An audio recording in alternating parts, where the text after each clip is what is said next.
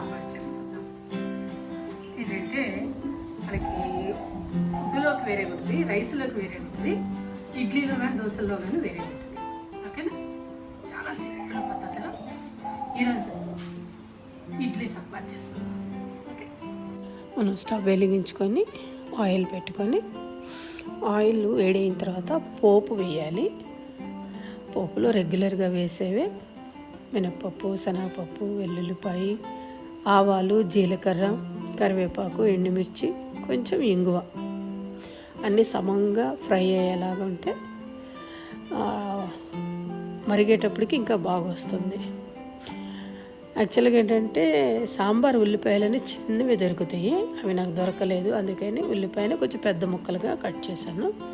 ఉల్లిపాయ, పచ్చిమిరపకాయ కొంచెం వేగిన తర్వాత టమాటో కూడా పెద్ద ముక్కలుగానే కట్ చేసుకున్నాను, ఎందుకంటే అది మెల్ట్ అవుతూ వస్తుంది మరిగేటప్పటికి. ఆ టమాటాల నుంచి కొంచెము ఉప్పు, పసుపు వేసుకొని మూత పెట్టుకుంటే అది గుజ్జులాగా తయారవుతుంది. ఈ సాంబార్ ఏంటంటే టిఫిన్స్కి కాబట్టి ముక్కలు ఏం కనపడవు, పెద్ద పెద్ద ముక్కలు కూడా ఏమీ అవసరం లేదు. ఇందులో 1 స్పూను అల్లం వెల్లుల్లిపాయ పేస్ట్ వేసాను. కారం మీ ఇష్టం, ఎందుకంటే పులుపు వేస్తాం కాబట్టి మీకు సరిపడినంత వేసుకోవచ్చు. ఈలోపు నేనేం చేశానంటే కందిపప్పుని 1 గ్లాసుని కుక్కర్లో 1కి 2 నీళ్లు వేసి ఒక 4-5 విజిల్స్ రానించాను.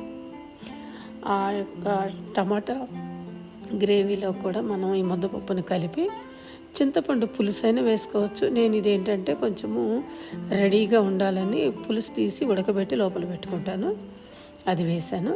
కొంచెం నీళ్లు కూడా వేసి అందులో 1 స్పూను ధనియాల పొడి, కొంచెము సాంబార్ పొడి మీరు ఇంట్లో చేసుకున్నా ఓకే, నాకు ఇంట్లోది అయిపోయింది అందుకని ఎంటీఆర్ది వేసాను. అంతే, కొంచెం మరిగించుకొని దగ్గర పడ్డదాకుండి కొంచెం కొత్తిమీర, బెల్లం వేసుకుంటే టేస్ట్ అన్నీ ఈక్వల్గా ఉంటాయి, ఈవెన్గా ఉంటాయి. కొత్తిమీర వేస్తే కూడా ఒక రకమైన స్మెల్ వస్తుంది, తినటానికి చాలా బాగుంటుంది. ఇది మీరు దేనితో అయినా పెట్టుకోవచ్చు. ఓకేనా?